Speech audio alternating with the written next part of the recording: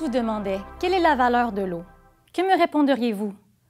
Me proposeriez-vous une définition scientifique ou une figure monétaire? Ou seriez-vous plutôt tenté de me répondre que l'eau n'a pas de prix, que l'eau relève plutôt d'un droit humain? Songeriez-vous alors au rôle fondamental que joue cette substance pour l'écosystème, au fonctionnement des petites et des plus grandes entreprises? Peut-être me diriez-vous que ça dépend, car ce fluide inodore et incolore sert à bien des choses, dont certaines plus essentielles que d'autres. Remarquez qu'en tentant d'expliquer la valeur de l'eau, on réfère surtout à ce qu'elle représente pour nous, en tant qu'humains, et pour la société.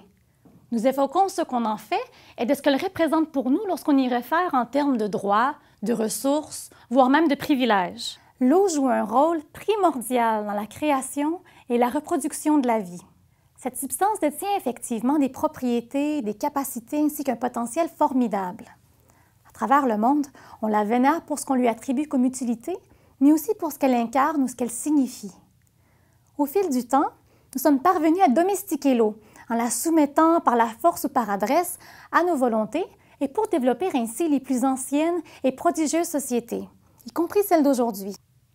L'histoire démontre que l'eau est un catalyseur d'importants changements socioculturels. Le passé dévoile par ailleurs ce que l'absence et la surabondance de l'eau peuvent engendrer.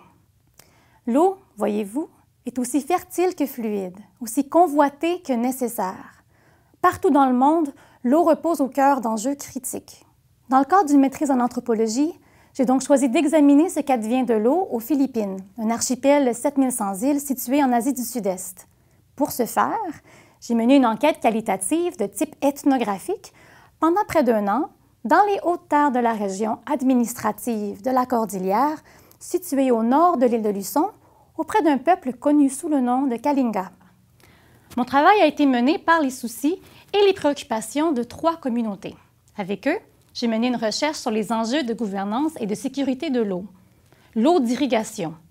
Pourquoi? Parce qu'on m'en a fait la requête. À Kalinga, on détient des droits fondamentaux sur l'eau contenus dans un domaine ancestral et on vit principalement de riziculture inondée. Les frontières entre les communautés sont souvent tracées par des cours d'eau et les conflits relèvent souvent de son accès et de son usage. L'État réclame de plus le droit d'accéder à la ressource en eau pour le développement national. Mais l'eau, voyez-vous, aujourd'hui, semble diminuer, voire même disparaître. 4 aspects ont donc été considérés dans cette recherche. D'abord, l'impact des changements climatiques sur l'approvisionnement en eau d'irrigation. Deuxièmement, l'accès, la distribution, l'usage et la consommation de l'eau dans la riziculture inondée en temps d'abondance et de pénurie. Troisièmement, la signification ainsi que les valeurs sociales et culturelles associées à l'eau. Et finalement, la protection des droits collectifs, locaux et autochtones à l'eau. Cette recherche a ainsi permis d'exposer notre façon de valoriser l'eau et les intérêts qu'on défend lorsqu'on en détermine sa valeur. Mon étude propose également de reconsidérer de manière critique ce que nous sommes prêts à faire ainsi qu'à sacrifier pour protéger l'eau dans sa qualité et sa disponibilité pour tous et pour chacun.